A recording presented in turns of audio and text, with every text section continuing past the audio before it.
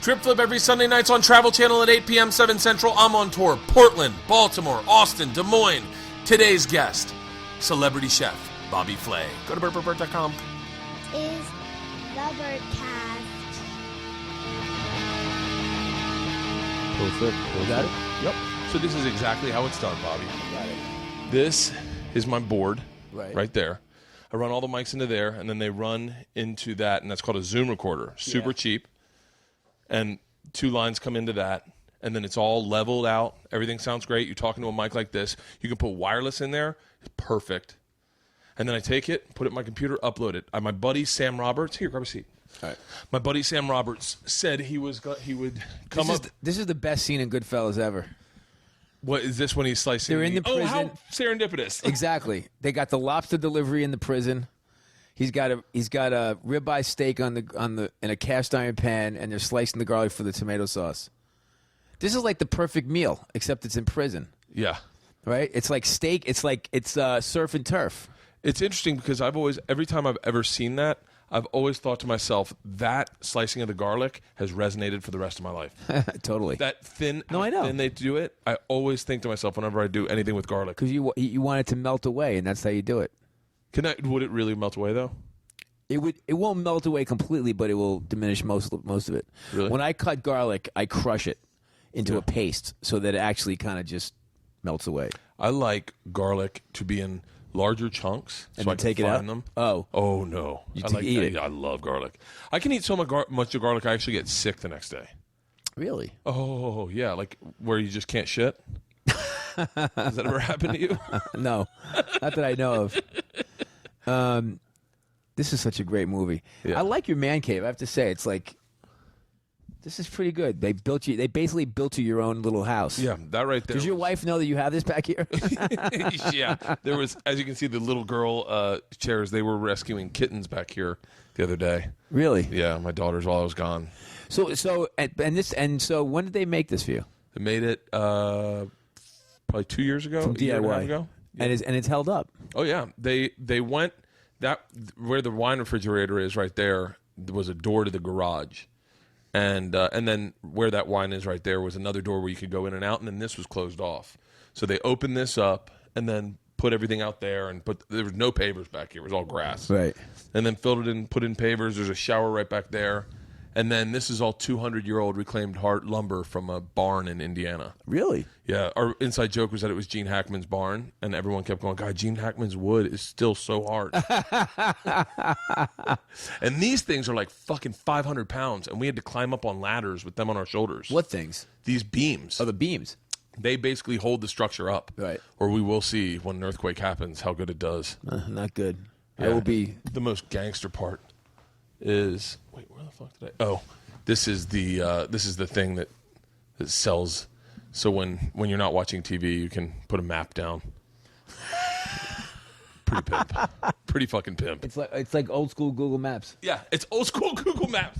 I remember. I'm so interested in talking to you about this too because I'm like how old are you? 48. 48. Yeah. So you started in television well before. Like I started in television Before they had color. You were saying this the other day at the upfronts. You were doing the show 17 years ago. Yeah. 17.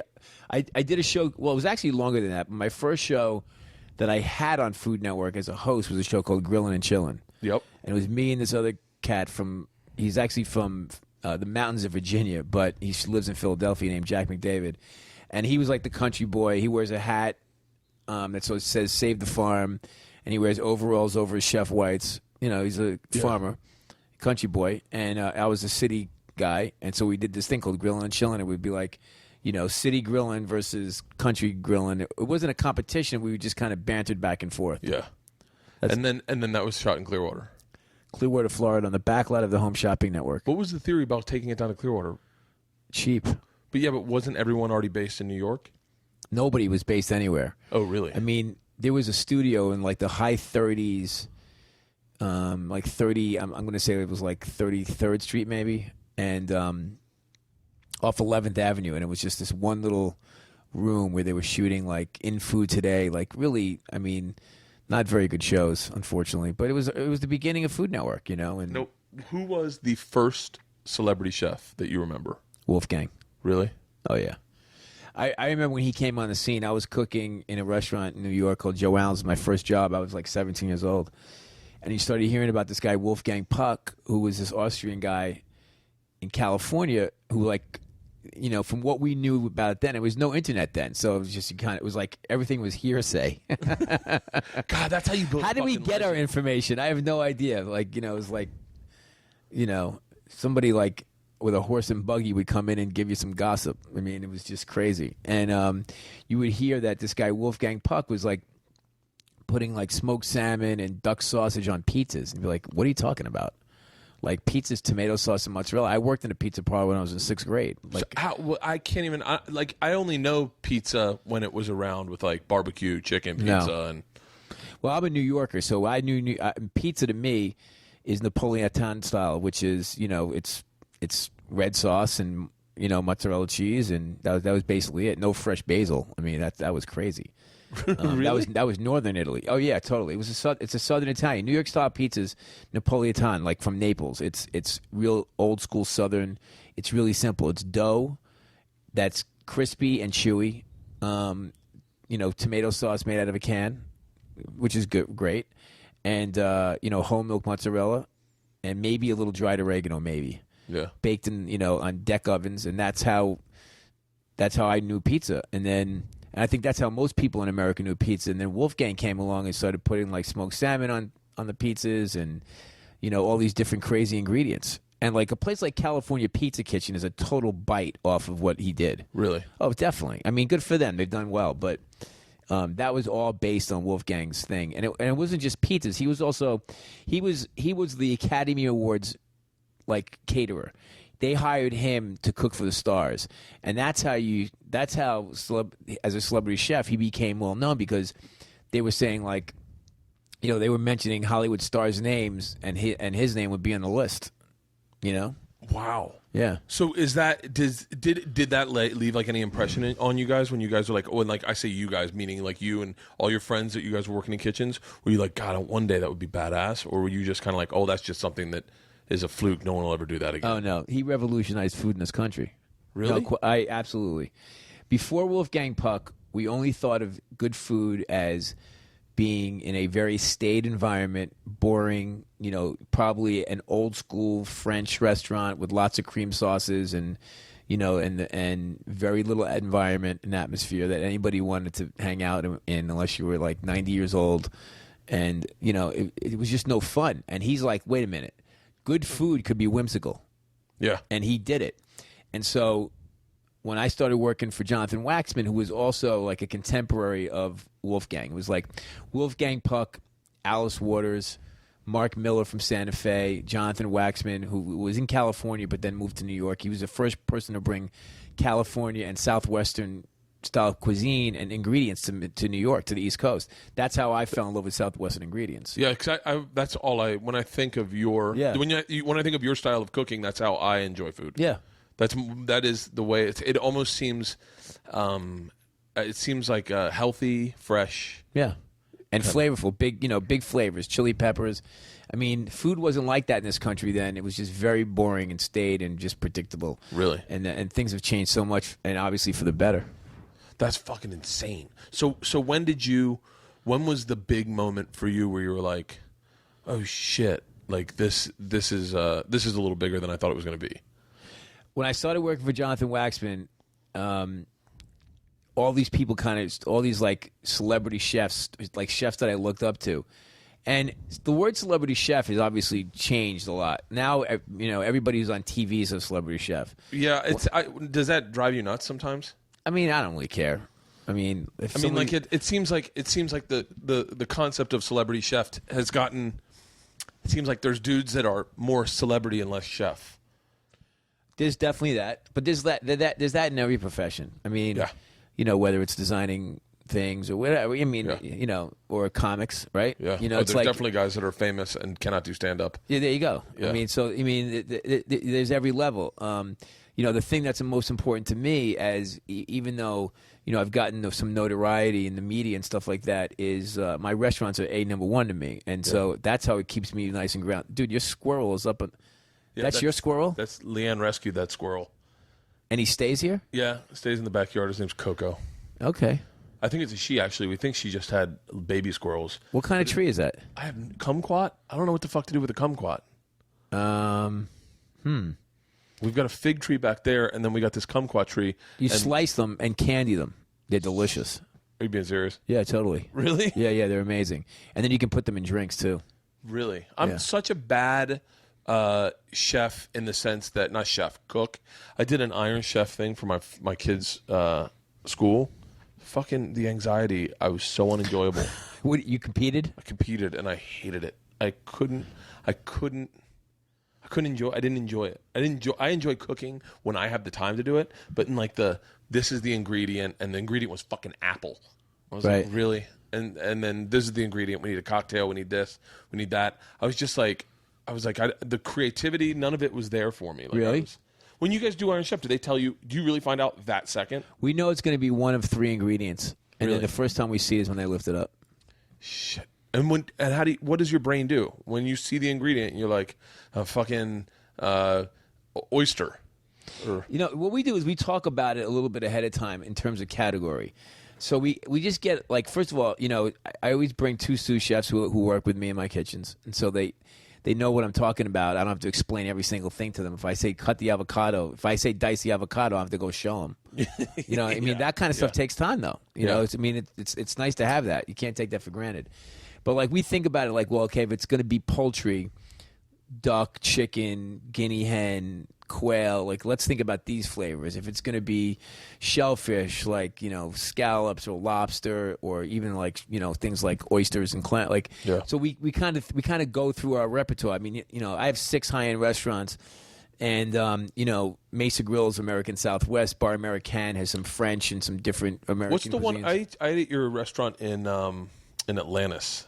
Mesa Grill. Is that Mesa? Yeah. Yeah. We had a blast down there. It's fun. Did you take your kids? Yeah. No. Went with my wife, another comic, Ralphie May, his wife, and then with a radio show, Paul and Young Ron. Oh, okay. And then we just, oh my God, it was fucking awesome. You went to it. How old are your kids? I don't know.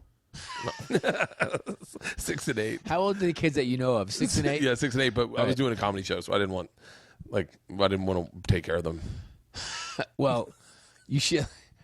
Like, do your kids know you went to Atlantis without them? We didn't know that it was I'm telling them. We didn't know it was that user-friendly. Let me tell you something. It's the best place for fucking kids. You just got voted worst parents in the country. I have you have no idea. You went to Atlantis without your children? Me and my wife, and we were like, oh, we'll just have a good time. And I'll tell you a really funny story. When they called me about doing a restaurant there, I was like, no, I'm not doing that. And the guy said to me, have you ever been here? I said, no.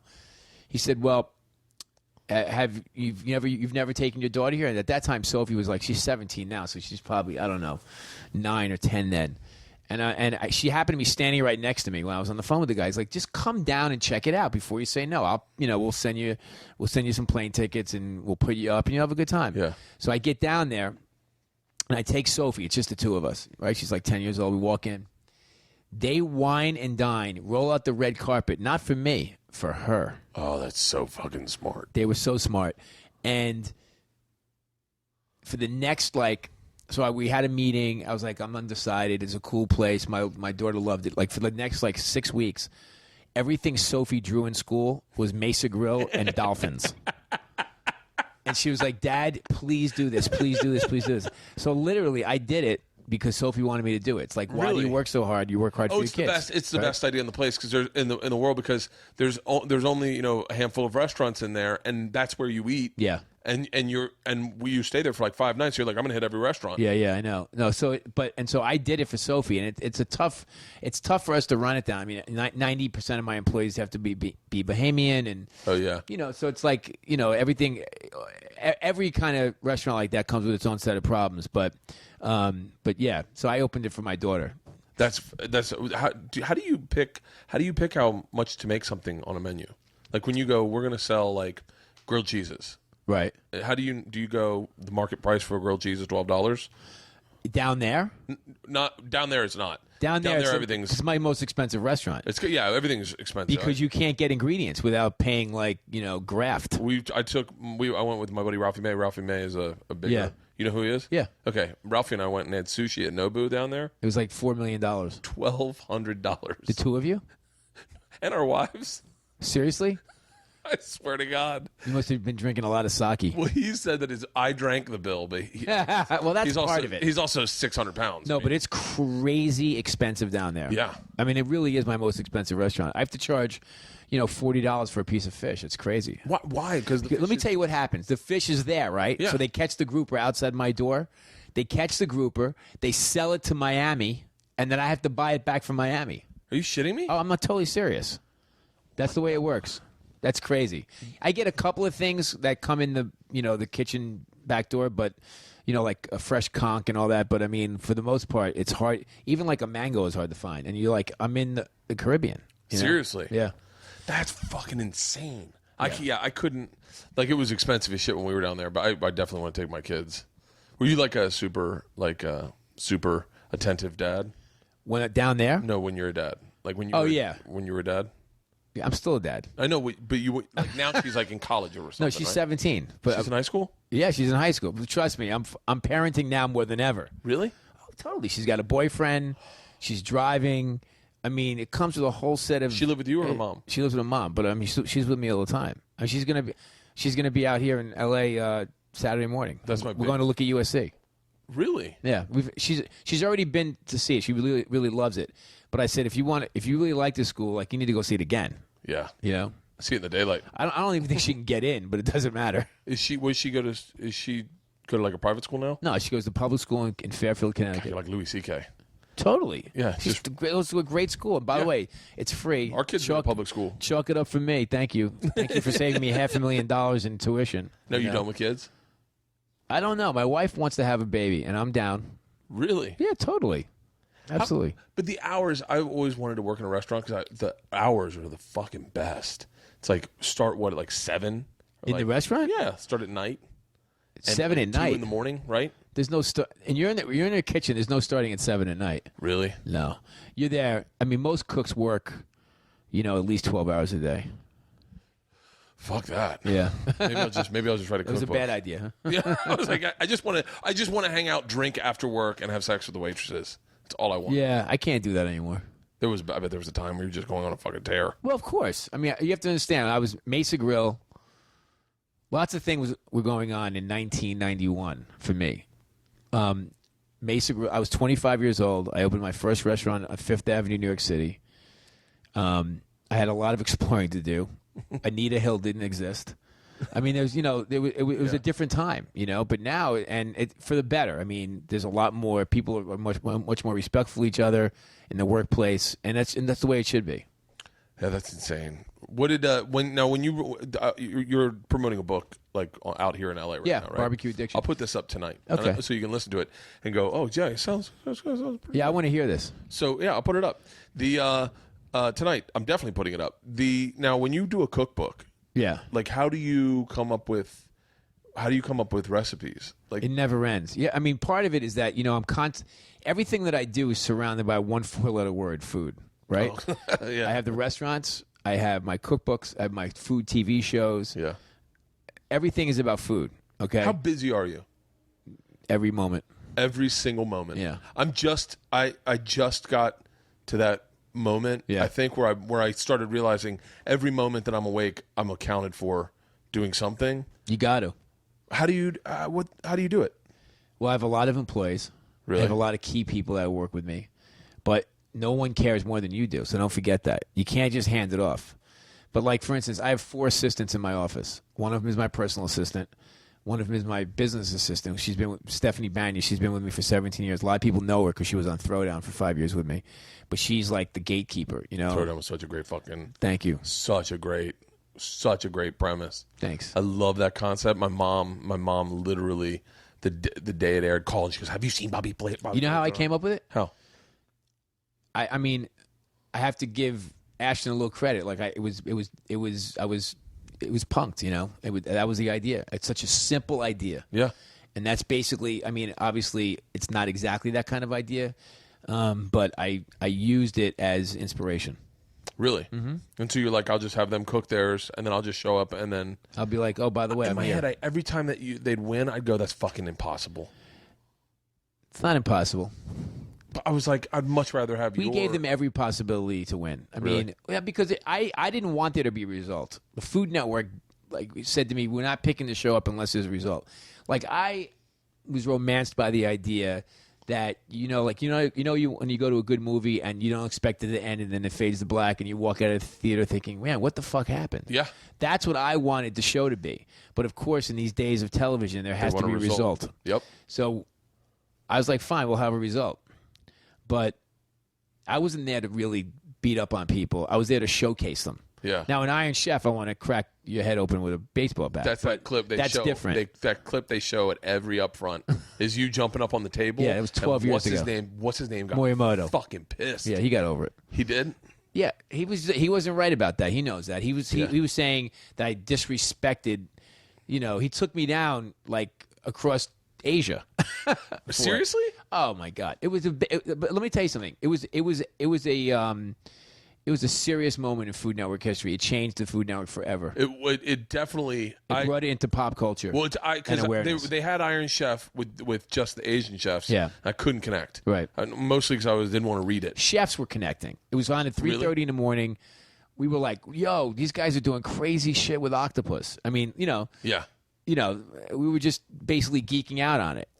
And then when I was challenged by them, it wasn't a Food Network event, by the way. It was Fuji. Food Network bought it after it was done, and it became it was the biggest airing of anything that had ever done by a magnitude of 1,000. So wait, where did they tape it? Did you have to go to Asia? No, the first one was actually in New York at Webster Hall. Are you shitting me? No. So and the rematch was in Tokyo. I beat him in the rematch. So for those of you who don't know, for the people that are listening, they're like, "What the fuck are they talking about?" Yeah. Iron Chef was a huge. It was Food Network's, I'd say, growth. What was cooking shows. It was cooking shows. It was like chef behind the stove. Yeah. And basically, that was basically it. Maybe some travel, Rachel had a couple travel. Well, shows. I had a travel. I started that genre on Food Network. It was a show called Food Nation. And I did 110 of them or something like that. And then everybody else kind of followed. And I'm not saying I created it. Well, but you've been at the network 17 years. So, Yeah. I've done a lot of shit there. Yeah, yeah. So I traveled the country through food called Food Nation. And then a bunch of other talent did their own version of travel shows. But that was the breakout in terms of Food Network, because at first, all their primetime shows, and me included, they were cooking shows, That's so fucking insane. So what happened is, I always check this to make sure it's just recording, that's all. It's obsessive compulsiveness. So then what happened was Food Network acquired Iron Chef. They didn't acquire Iron Chef. Really? Fuji Television, yeah, which is in Tokyo, called Tim Zagat from Zagat Survey. There's really a dude named Zagat? Yeah, Tim Zagat. And that's how you say it? Yeah. It's either Zagat or Zagat. I've always stayed away from it because I didn't know how to say it, and I didn't know that was a real dude. Okay. So they said, we want to go up against the quintessential American chef. Oh, dude. And he's like, it's Bobby Flay. So they decided that they were going to try to find me through Food Network. Most people would call me through my restaurants, but they're over there in Tokyo. They're like, all right, Food Network. So the programming person there at the time, Eileen Opatot, calls me and says, listen, I just got to pass this message along. I'm sure you're not going to be interested, but the people from Iron Chef called and they want to challenge you with one of their chefs. I was like, what do you mean? I'm in. I'm totally down for that. No, is that your personality? Me? Competitive? Oh, totally. Really? I was an athlete my whole life. What sports? Baseball, basketball, and track. Baseball. I was big baseball. Yeah. So I always liked, I was always competitive. Yeah. So I was like, give me the phone number. So we call them, and then a month and a half later, we have this battle at Webster Hall, and it was insane because Webster Hall, if you don't know, is like this old nightclub. Yeah. And they basically built this kitchen for millions of dollars. This makeshift kitchen, basically kitchen stadium, and the thing starts, okay, and it's rock crab, which is kind of like a Dungeness crab, and the funny part was that they had like one of those big disco balls at the top of the thing, and the top of it came off. they put all the crab in the disco ball so that the disco ball was actually lowered to the ground, and then that's what they revealed it. I know, it was awesome. Like, it couldn't be more campier. It was awesome. Awesome. Anyway, so it's rock crab. So 5 minutes into it, now you have to imagine, it's Iron Chef. My adrenaline is through the roof. I've been thinking about this for 6 weeks. Do you have a glass of wine before you start? Nope. Stone sober. Totally sober, yeah. And I was just completely focused, and my adrenaline was through the roof. 5 minutes into the battle, 60-minute battle, 5 minutes into the battle, I stick my hand into a food processor, and I almost slice my thumb off. I have one hand for 55 minutes because I have my other hand, my whole hand is wrapped in a towel to keep my thumb together. And it's just a nightmare. And then the sinks leaked. Okay? I'm standing up to my ankles, literally, in water. The wires for the ovens are running through the water. I get electrically shocked. I get thrown 10 feet when I put my hand on a stainless steel table. Really? I mean, and it went right through my cut. I mean, it was like my mother was there crying in the audience. She was like, "What are they doing to my son?" She thought they were sabotaging. She thought me. they were sabotaging you. Yeah. Totally. Look at that squirrel. The squirrel just sits out there. When you look at that squirrel, you think to yourself, "That's cool." I think habanero chilies. Oh, my wife would be like, my wife grew up eating That's squirrel. the fattest squirrel I've seen in a long We time. feed it almonds, like hands full of almonds. Oh, you do? a day. Oh, yeah. All right, cool. Oh, it would be fucking so heart healthy to eat that squirrel. All right, anyway, long story short, I feel like I was getting my ass kicked all over the place, and my sous chefs are pissed off, and they're like, "Let's walk off." I go, "Walk off? We're not going anywhere." Yeah. So we finished the dishes. How long do you really have in real time? 60 minutes. Real? Oh, totally real. Okay. Absolutely. Trust me, I wouldn't compete in that if it was bullshit. I just wouldn't do it. People, Yeah. I understand why people ask all the time. It's real. Yeah. So, and so like, the reporter's like, "Oh, it's the comeback kid." I mean, I was dead in the water. So the fact that we got our dishes finished with like 10 seconds to go, we were like so thrilled. At this point, we were like, win or lose, who cares? Yeah. Like, just the fact that we finished, we felt so accomplished. It was Iron Chef, Yeah. So the crowd's going crazy. Crowd's going nuts. It's a New York crowd. Well, they brought in all Iron Chef fans, like cult Iron Chef fans, because they wanted those people to really go crazy. Yeah. We took the crowd back at the end because of what we went through, and we got it done. And my sous chefs lift me up and they put me on top of the table, and I'm raising my arms, and just by coincidence, literally, I'm standing on the cutting board. Yeah. I didn't even know it. Okay, Yeah. it's on the table. Okay, it's over. Reporter goes over to Morimoto, who I didn't really know at that time, Yeah. and says, "How do you think your competitor did?" And he says in broken English, "He's no chef." And she said, "What are you talking about?" He said, "He stood on the cutting board. In Japan, the cutting board is sacred to us. Creates international issue right away." CNN was there, Newsweek, Time. Everybody wrote stories. I mean, I could not answer my phone. Really? We were just being inundated like we were the ugly American. Judy Gerard, who was the president of the Food Network at that time, called me up the next day and she goes, "I'm going to tell you something. You just changed the Food Network forever, and I will always remember that." She said, "I know you're going to take it on the chin, but don't worry about it." And that's what happened. So wait, are you depressed about this? I was like bummed because I was like, wait a minute, I was just competing. I was like, Yeah. I had my athletic juices running. Yeah. I was cooking. I know I cut myself. I know I almost died from electrical shock. I get it. But we finished our dishes. I'm happy. Now you're dogging me about being a chef because I stood on the cutting board? Okay, whatever. And then a huge media. You can imagine. I Huge. can't. When I was in college, I told you this the other day. Rolling Stone wrote that article about me, and it was big. I mean, it was like a 6.5-page article, and it was basically, I took a shit on a pizza box to win an election. I was a lunatic, and my parent, I remember laying in my bed going, "Oh shit, I really fucked up." And then it turned out for the better, obviously. But were you like, was that how you felt? I didn't feel like I fucked up. I feel like I got fucked. Yeah. That, wait a minute. I mean, people that thought about it for a second were like, what are you talking about? In America, if something good in the stadium happens, we stand up. Yeah. Like, what's the big deal? Well, now you look at it and you go, like, they show that at every fucking I know. upfront. I know. And it's that moment where you're like, yeah, fuck yeah. That's because, especially for like the 20-year anniversary for Food Network, they keep asking me questions like for a tape, like, when did Food Network change? To me, that's when it changed. That was one of the moments. It's changed a lot, but that was one of the moments where it really just took a left turn. Well, right after that, I think it started. Well, I know that Americans started competing in Iron Chef. Well, then we created Iron Chef America. They bought the franchise rights, and Brooke Johnson, who's the president of Food Network still to this day, said to me, "If you want to do this, we're going to buy it, but you have to participate." I was like, "She's like, you know, you're the Iron Chef that everybody knows." I'm like, "Yeah, totally." She's like, "Who do you want on your team?" So then we did it. I saw the one with you, Giada.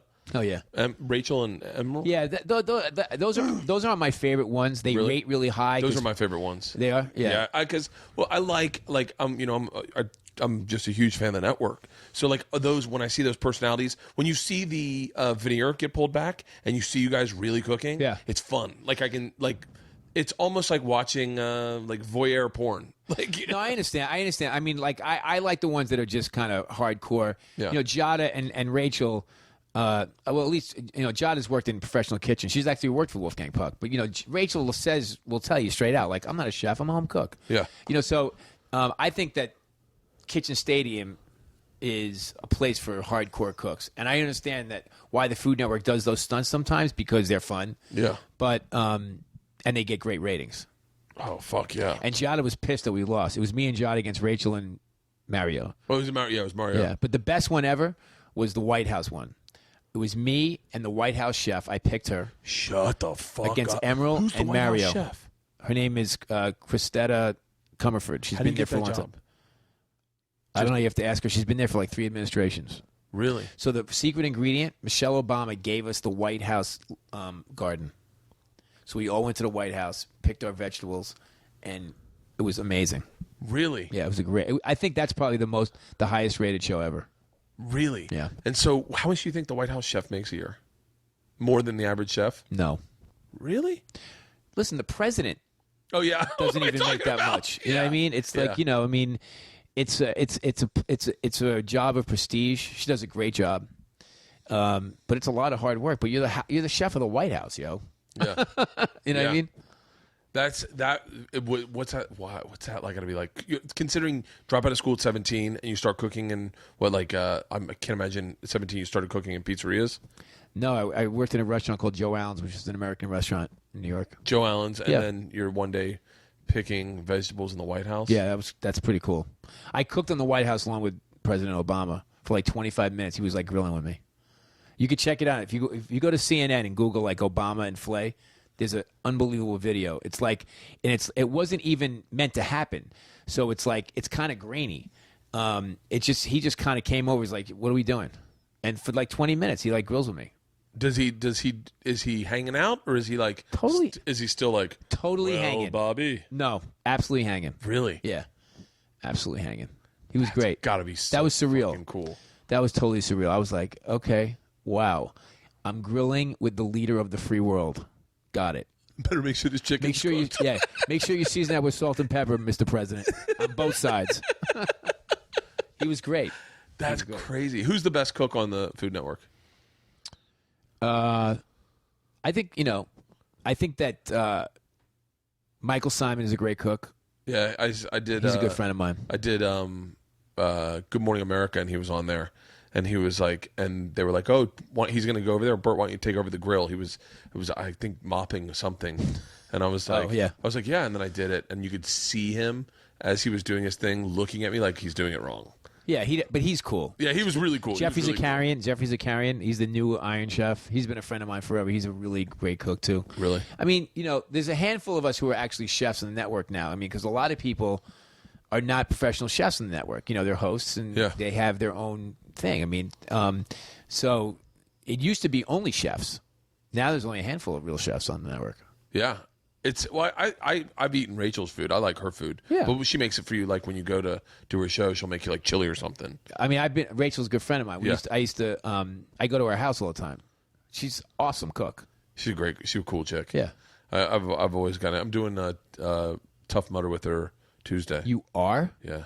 You get electrically shocked doing that, right? Yeah. Simon wanted me to do that. I was like, no fucking way. You should come over. No, you should come over. No you should come over chance, Tuesday dude. in New York. I'd rather run a marathon. Seriously? Yeah, I've done 3 of them. 3 marathons? Yeah, in New York.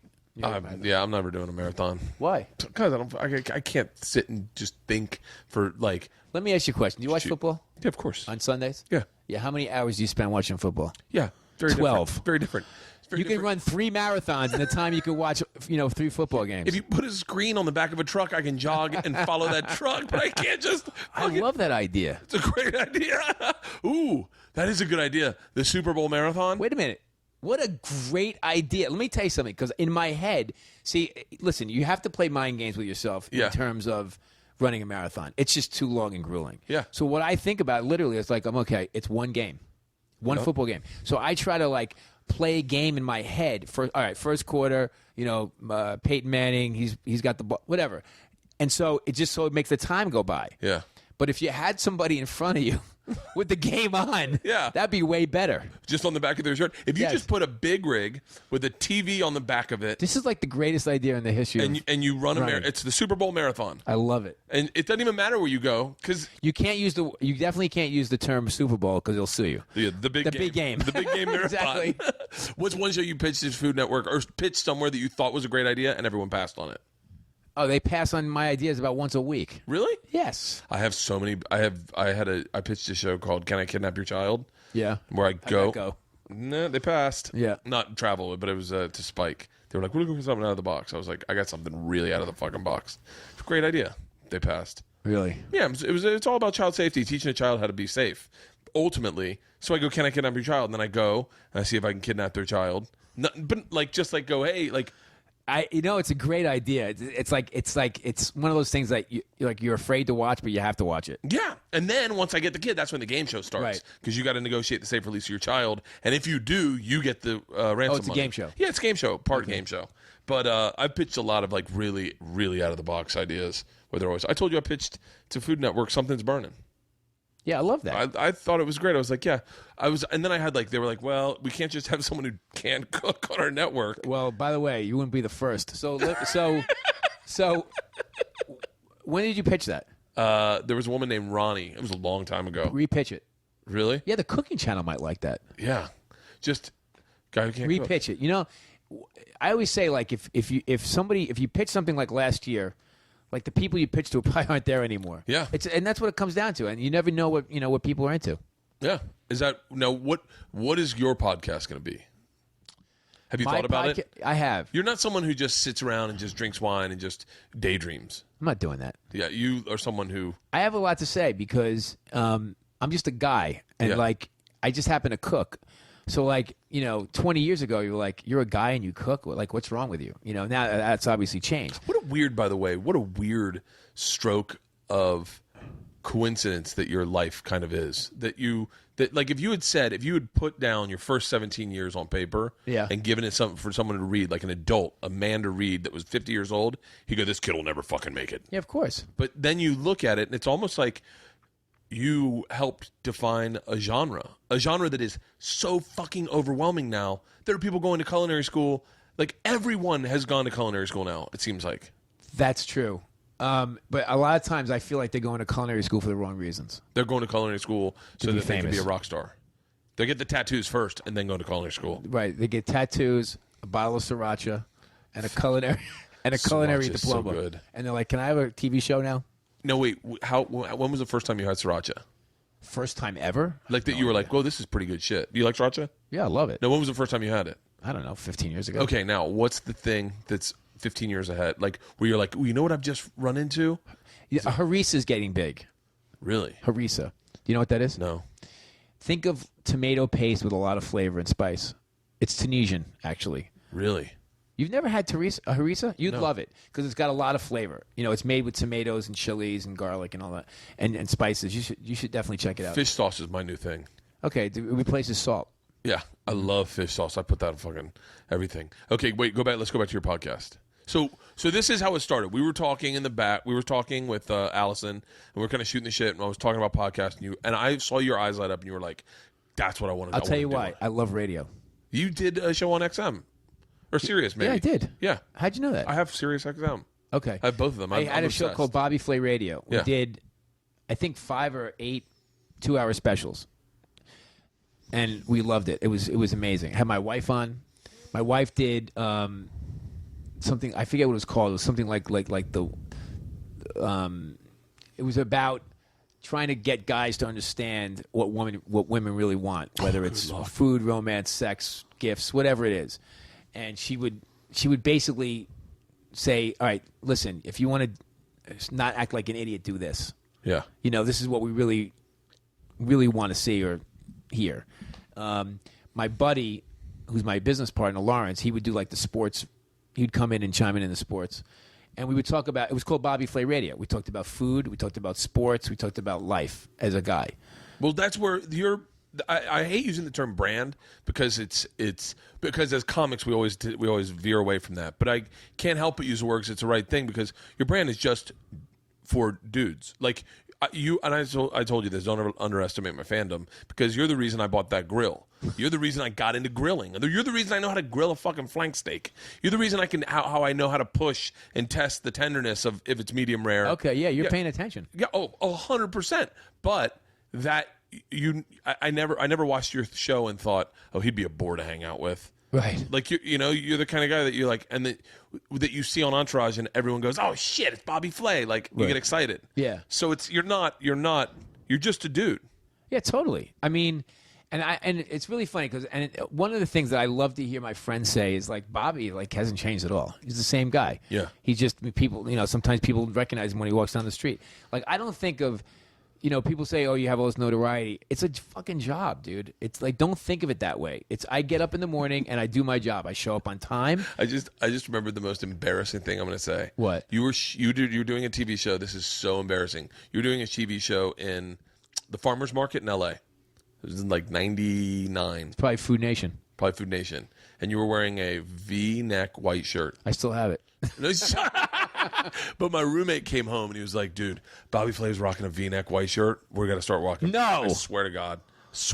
I love that. My buddy Lorenzo's chick had a crush on you. I think you might have talked to them on camera. Really? I swear to God, I think you might have talked to them on camera. If I had my phone, I'll fucking call Lorenzo and ask him. I don't think I had my phone. Did he have a cute wife? Cute, very hot chick. Oh, then I definitely talked to her. I think he talked to him on air, but he came back and he was like, Bobby Flay was rocking a white V-neck. And I was like, V-neck. shut up. V-necks, no one was rolling with V-necks then. So keep going. I'm sorry. I keep interrupting you. I'm the worst at fucking any semblance of kind of consistency. That's all right. No. I mean, so when you said podcast, I go radio. It's free form. You can say whatever you want. You're producing. You're just creating all the content. That's what I love that. Like I like radio more than television. It's a lot freer of my voice. It's definitely who I am. You have to paint the picture, man. Yeah. I like telling stories. Yeah. I'm totally down with it. And I'm not afraid to tell bad stories about stuff that happened to me. I mean, I don't, things happen. I like the bad ones. I like to drink bourbon. I mean, I'm not going to sit around and drink a glass. Well, I'll drink wine. I'll drink wine and bourbon. I'll open a bottle of wine right now. Are you kidding me? Totally. You want me to? Sure. Oh, fine. Perfect. So wait. So Oh, that's right. I forgot. This is the man cave. Yeah. Here, keep So what do you think this podcast? Wait. Tell everyone exactly where they can get your book. Oh, okay. Well, obviously Amazon.com. It's Barbecue Addiction, and it's the same title as one of my shows, Barbecue Addiction, on Food Network. And you know what? I've been grilling on a lot. Yep. The Big Green Egg. Fuck. I have no affiliation with it. People are like, "Oh, you must be selling them." I don't care. They're just awesome machines. Low and slow, quick grilling, whatever it is. It's all about the insulation of it. Can you tell why? It's this thing called Komodo cooking. It's this Japanese style of cooking. Yeah. And it's a Komodo cooker, basically. That's how they were inspired by it. Thanks for the wine, by the way. Cheers. Cheers. Nice to be in the man cave here with Bert. No, it's so funny because you talked about the big green egg to me. And my uncle has one. And everybody swears by it. Yeah. If you have it, you swear by it. You're like, fucking Big Green Egg. That thing is amazing. Because you know why? It makes us all look really good. Really? Yeah. It's set it and forget it. I'm telling you. It's amazing. It makes everybody look really good. And, You don't have to be that good to make something good out of it. Really? Mm-hmm. I'm gonna get one. I'm gonna totally get one. Have to. I like the one thing that I love about my grill is it's quick. Like if I want to do a steak or a salmon, You can do the same thing on this. salmon. You also taught me how to cook salmon. You know the big fucking the moment where I was like, "Where's Bobby Flay?" I tried grilling fucking catfish. No. Oh, just Well, the other thing is that catfish is always like waterlogged, yeah. and so it's tough to get marks on that. It was a nightmare. You blew it up on the grill. Started a fire. Yeah. I was like, son of a bitch, this is a nightmare. So yeah, I want to get a big green egg. You got to do it. Yeah. No. Are you big? Like, can you tell good wine or? Can I tell good wine? Like, can you go? Oh, that's a good wine, or do you? Yeah, but I think that the most important thing about wine is it's really simple, because wine is not the difference between wine and champagne. For instance, like champagne, you know by tasting it if it was expensive or not. Okay, there is definitely a correlation. Yeah. Wine, no. It's like art. Okay, forget about like Miro and Picasso and all those things where you're just paying for a lot of brand recognition, right? Yeah. You can find a beautiful piece of art that you love that costs $10. Yeah. Okay, or you can find one that you hate for $100 million. It's the same thing with wine. I mean, wine doesn't necessarily correlate with its price. Still wine. So when I first took my very first wine class years and years ago, Windows in the World, this guy Kevin Zrelli, he still does it. It's an amazing wine class for anybody who wants to learn the basics of wine. Basically, what he taught you was, if you like it, you like it. If you don't, you don't. It doesn't matter. Yeah. I mean, you learn sort of the basics of it, but I don't sit around trying to figure out the grape varietal. I could care less. I would love to own a vineyard. I have those. I'm one of those people. I'm unlike you. Like, I'm sure you lay in bed with like a notepad or you constantly text yourself ideas or send messages to your assistant. I lay in bed and I dream about the day when I can buy a fucking vineyard in France and retire, or buy a boat, or I want to really buy a castle in Scotland. Like, I am so unfucking focused in life. It's ridiculous. I think that's very focused, because you have a goal. A lot of people don't have goals. They're pipe dreams. They're not really goals. Why are they pipe dreams? Because I would know nothing about starting a fucking You know what? vineyard. Let me tell you something. What? I always say this. I always just say to my friends, like, they see some beautiful girl that was spectacular, Yeah. In a bar, and they'd be like, "Oh, there's no way I can get this girl."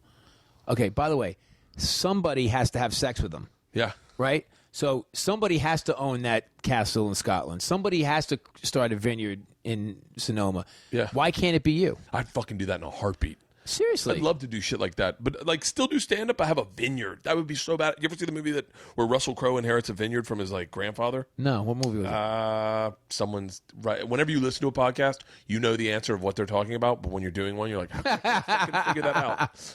Russell Crowe inherits a vineyard, starts playing tennis, cleans the pool. And, yeah, that's the Cliff Notes. Okay. But I saw that and I was like, fuck, I want one of those so bad. I also want a dragon. I'm obsessed with Game of Thrones. I don't watch the show. Oh, are you shitting me? My wife loves it. Yeah. Now, do you have any plans on acting? Acting? Past what No, you did? I can't act. You were fucking awesome on Entourage. Listen, dude, I had 2 lines in that scene. Well, the most well-known scene of that season was that I was in. Was Do you know Jeremy Piven? I know him from there. That's it? Yeah. God, you guys went back and forth like you guys. Yeah, fucking. dude. But you have to. If you watch it closely, trust me, he does it all. I mean, the guy's an incredible actor. We must have done that scene 15 to 20 times, and every time he came in the door, he changed the words, Really? and the sentiment, and his emotion. I was like, this guy's fucking genius. I mean, he was amazing. Really? And I was like, back off, Ari. I mean, I had like 2 lines. I could barely remember them. I just knew that I had to get a little gangster on him and just kind of let him know, like, right now I'm hanging out with your wife, dude, in your house. Like, I knew, like, that. First of all, you know that creates basically anger in a guy where he has the strength of 30 men. So you have to be aggressive. I knew that part of it, but that's about it. Like, this guy is an incredible actor. I mean, amazing. I met him at a bar. In New York a long time ago when I first started doing stand-up. Yeah. He was drinking with the dude who directed. He's a director now. I forget the guy's name. and they were. Do you remember anything? No, I can barely piece together last night. Although it did entail Game of Thrones. I forget the guy's name, but he was in a ski movie. Did you see? He's a big director now, and he's directed I wish I could remember names. Anyway, and they were both really fucking cool. Like you'd expect him to be a dick. Really fucking cool. Yeah. I was like just some kid, and I was like, oh my God, you're the guy from the ski movie. I think that's part of the problem is that, especially like if you're a guy, you have any testosterone at all, you're on TV, if you have notoriety, right away people are going to think you're not cool. Like, well, you probably get that because I get a lot. Really? Like, yeah. And I'm a pretty laid back guy. Yeah. We were hanging out the other night. I hope I didn't offend you in some way. Not at all. You taught me a very interesting lesson, and that was listen. Yeah. I don't fucking listen ever. It's important. I'm a bad listener. And you were listening, and I was watching you listen, and I was like, shit, I should start. My buddy Tom Segura was like, yeah, you never listen to fucking Soul. Yeah, well, and I think that there's two things that I've learned lately in the last 10 years, which is listening is really important because when you're a teenager, you don't want to listen to anything or anybody.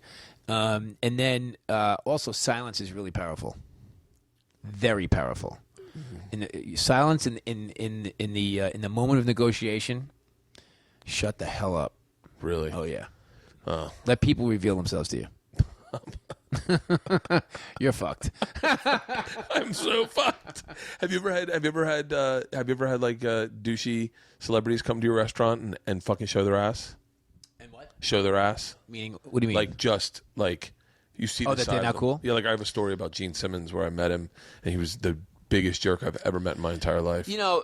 Listen, I think that when celebrities come into the restaurant, the one thing that I always try to do is protect them from everybody else. Yeah. Because I want them to be customers. I don't want them to be the celebrity in my restaurant. I want them to have a normal time. I want them to sit down, have a glass of wine, order their appetizer, and have dessert or not, and just be a customer like the rest of us. Yeah. And so I try to protect them at as much as we can. We don't really let people try to go up to the tables as much as we can. We don't tackle them, but we try to discourage it.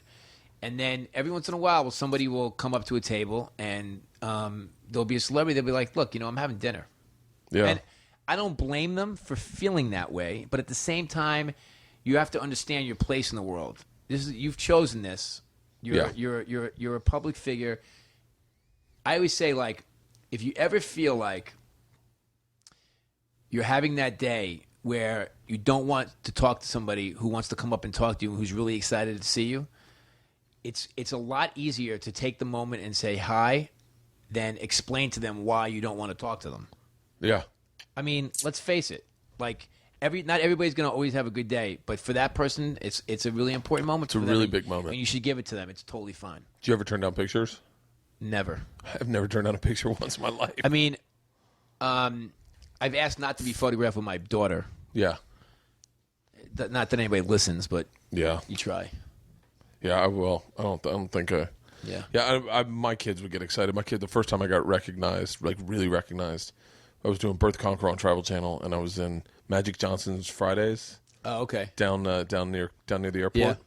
And I walk in, and these black dudes are sitting at the bar, and one of them recognizes me. And getting recognized by black people is so much better than getting recognized by white people. He just starts going, "Oh shit!" Like literally losing his mind. It's like, "It's Bert the Conqueror," and he comes over and wants to take a picture, and then all the other guys. Now everyone wants to get a picture. They don't even know who I am, but they're like, "He's famous. I want a picture with him." I wasn't even famous. It's just one guy recognized me. Yeah. So it's all these black dudes. It was because it's Sunday football. I was coming home from a gig where I didn't have to do Sunday, and then we go to the table, and the manager comes in, who's black, and comps our meals, and says everything's taken care of, Mr. Kreischer. We appreciate you coming into Magic Johnson's Fridays. And I was like, great.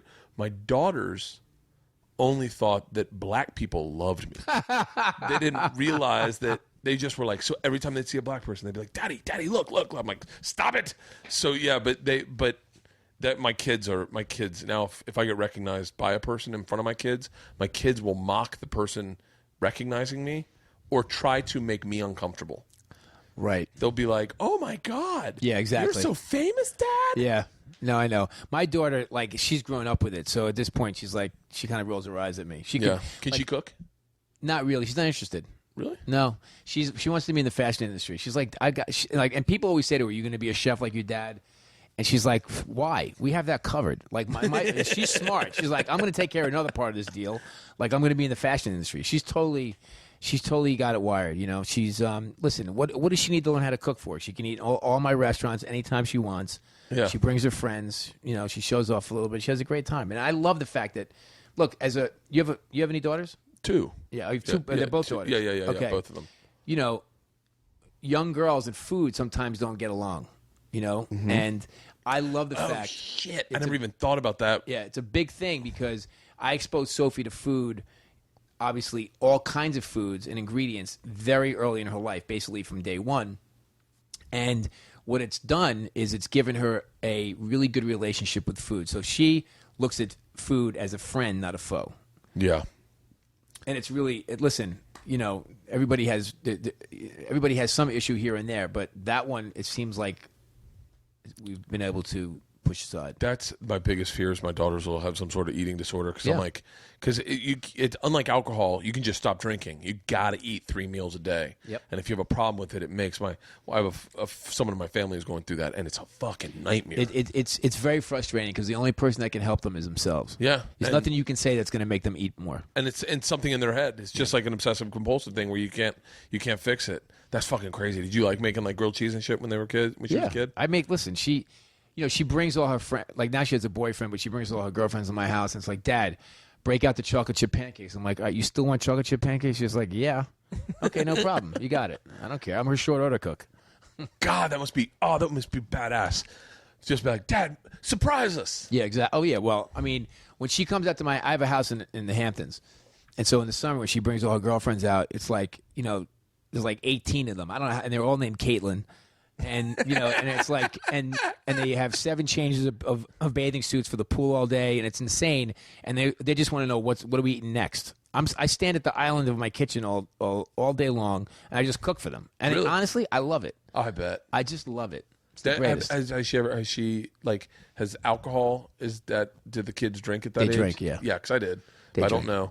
Like, Yeah, and I have very honest conversations with her. She tells me exactly, you know, when she wasn't drinking until very recently. Then she started drinking a little bit, but I know when she's drinking and when she's not. She Yeah. tells me, and you listen. It is what it is. all you can do is hope to raise them responsibly. Like, I'm always nervous when my kids are like, when they find any bit of my history out, and they're like, or Google me, and they're like, Dad, you took acid and went to Disneyland? And I have two rules of death for Sophie, and she knows them. What's that? And it's been this way for a long time. One is, if you get on a motorcycle ever, you're dead. Oh, fuck yeah. Okay. Now I know a lot of people love riding motorcycles. Yeah. The stats are really against you. Oh. I mean, it's like the stats of skydiving. It's awful. And then the other, I said, look, if you have 2 choices, you can get on one, but if you don't die on it, I'm going to kill you when you get off. So you have no shot. Yeah.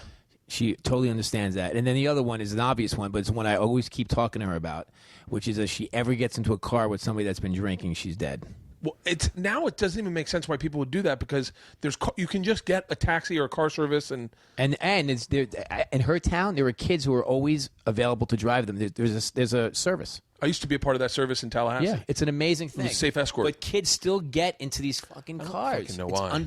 Because they get pressured. But Sophie, I would say, knock on wood, she doesn't get peer pressure by the stuff like that. Like, Yeah. she's too afraid of having something bad happen to her. So she's like, hell no, I'm not doing that. That's fucking awesome. Yeah. So when are you going to start your podcast? As soon as I can get this equipment. How much is the equipment going to cost me? Not much. 1,000? I can afford it. Okay. What's that big globe thing called? That's a blue ball, I think. And that I use to tape my. I have 2 of those. Okay, You really? so no. Wait, you're the comic, aren't you? Yeah. But I'm so fucking. That's me listening. That's the first time I listen. So this is my board, and I run all my mics out in and out of here. Now, if you want, you may have this at your office. You may have equipment there. Like I don't. Okay, you can just get mics like this, run them right into this board, right into that Zoom, and then pull the card out and slide it in. My buddy Sam Roberts is a producer over at Opie and Anthony. I said I'm going to set you guys up. He's going to go up to your office, find out what you're looking to do, and then him and your assistant can go out and buy all the stuff. Take it back. It won't cost a lot. All right, perfect. Like this, I think the Zoom was like $200 maybe. That's great. And this board is as long like as it's simple to operate, because I'm so tech, dude. like retarded. All I'm you terrible. do is hit record and and it starts recording, and, Okay. it all goes right into here, and then I Sam. have much younger people in my office that will be able to do this. Oh yeah, Sam will do as much or as little as you want him to Okay. do. I texted him and I was like, hey, can you help a friend out with a podcast? Yeah. He's like, no, not a problem. Okay. And so he'll do it all, and then you plug this in, and let Sam do all that for you. Like Okay. get you like an intro, and then you can plug all your books, any restaurant you got opening, or Right. any show you got coming out. Well, I already have it. It's going to be. I used to do this thing. We haven't done it for a year. It was called Bobby Flay's Office. We did like 5 of them. We were not really committed, and we just did it on like what were those recorders that actually when they went out of business? Zoom, no, flip Phones, flip cameras. Yeah, cameras. And we didn't edit it or anything, so it really sucked. But we did it for like 3 or 4 minutes at a time, and we would just like let people know what was going on in my office. It's called Bobby Flay's Office. But I think the podcast would be better because we can edit it. And also, we have a cast of characters. I can have different guests from my office every time we Have do your it. friends come in? Like Yeah, friends that exactly. come in? You can take it. Here's the great thing is I take just that Zoom with me with 2 mics and 2 cords. I plug the mics right into there. It sounds perfect. So you can take that. You can do with 2 What about people. if you play music? Is that against the law? Everything's a little weird about that. I mean, I play music sometimes. And I actually think you can make money off of it if you play music and then put up a playlist on iTunes Yeah, and but tell is them where it to get it. whatever the NASCAP is it? NASCAP, yeah. I don't ASCAP. ASCAP, yeah. I don't think NASCAP is it's NASCAR. NASCAR and ASCAP put together. It's music music. It's music. It's the music you play in NASCAR. It's usually country, but no, I don't know what that is. I've played songs before, and I've been on where you play songs, and it's as long as you're not making money off of them playing the song, like you're not playing the song and reading an ad over it. Yeah. And you can do advertising or not. I mean, a lot of people do it, but like I told you, like I like what Rogan's doing with just his brand. Not Yeah. brand is the wrong word, but what he likes, he just buys it and sells it. Right. Blenders, battle ropes, kettlebells, designer kettlebells, vitamins, supplements. I'll give you some of his supplements on your way out. Are you a supplement guy? No, Steroids? no. Steroids. Everyone's into steroids these Not, days. not me. I Little, can't do just it. hormone replacement. No. Hormone replacement. a little. How much do you use? What? Steroids. Oh, I don't use steroids. Oh, okay. Look at me. Look at my body. Come You're on, right dude. next to me. But yeah, it'll be up and running. It'll be awesome. And All then right. stay away. This is my advice to you, personally. Just do it yourself. Enjoy it. Have fun with I'm it. totally doing it myself. But don't. What's going to happen? You'll see this very soon. A lot of people will start coming to you, going, "Hey, man, I got a network. I can get you in with a brand like Pepsi. They'll sponsor it." Like, just enjoy it for a little Right. while and find your voice and have a good time with it and just have fun with it because it's fun to do. Like, this is fun, in my opinion. Totally. I could do this all fucking day long. Yeah, right. But But we're boring the hell out of people right now, I'm sure. not at all. Dude, are you shitting me? You're the biggest guest I've ever had on my podcast. Seriously? Oh, yeah. Well, yeah. We have to get you a booking agent. Yeah. That's the other thing. Well, I like to have a genuine conversation. Yeah. Like with the conversation we had at the bar before the event Right. was just so. It was like I was like one of those fucking ultimate moments where everyone is like leaning in to hear you were talking about the beginnings of Right. Food Network. It was so fucking genuine, and I was like, oh man, and we had You're like, I wish I had a mic. yeah, So trust you me. think in podcast now. I was like Donnie Brasco style. Right. Like I just had a mic and I just tape recorded Right. it. Oh, it'd be fucking genius. Right. But yeah, you could do this. You can do it anywhere. So You like gangster movies. I like that. Oh yeah. Me too. It's the Yeah. best. All right, I gotta go back to LA. We did an hour podcast. That was perfect. Okay. Bobby. Thank Perfect. you. My pleasure. And anything else you want to say? I want to invite everybody out here to the man cave. No. Drinks are on you. Here's the address. Thanks, Bobby.